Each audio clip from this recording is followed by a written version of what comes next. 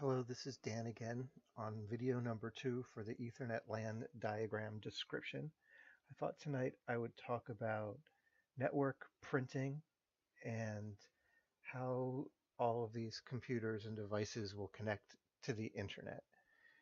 So to start with network printing, you noticed, as I said before, that this printer and the server are on different networks from all of these computers. So because of that, we're going to need a router in here to route this traffic.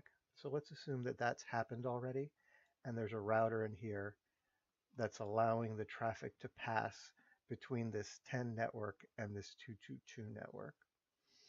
Now, in addition to that, assuming we're in a Windows-based network, all of these machines will be able to print either one of two ways.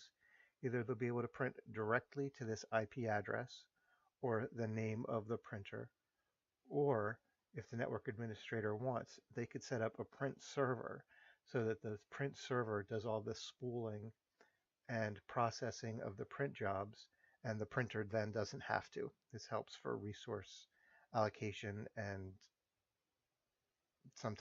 management. So all of the print jobs get stored here, so an administrator could see those if asked.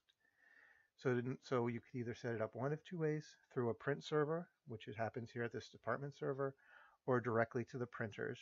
And all of that is done within the Windows operating system up here. That's, that's the gist of printing for the purpose of this diagram. In order to get all of these machines to connect to the internet, we can see that we have the internet bubble here, which is going into a router firewall that's on our network. It doesn't tell us what IP address the router firewall has, but it is connected to our Ethernet switch.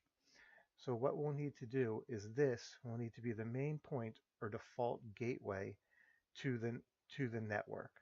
So by putting that default gateway in, that's telling all of these machines that when they need to go to the internet, they should look to that default gateway and then go out to the internet. The internet then sees it. So let's say they're going to CNN.com. They go out, they say, I need to go to CNN. The router firewall sends them to the internet. The internet brings it back to them through DNS and another host of other IP protocols that you've looked at. And then it sends it back to that machine, all passing through the firewall to make sure it's safe and secure. That's a very high level of how this works, but I think it's enough for the paper.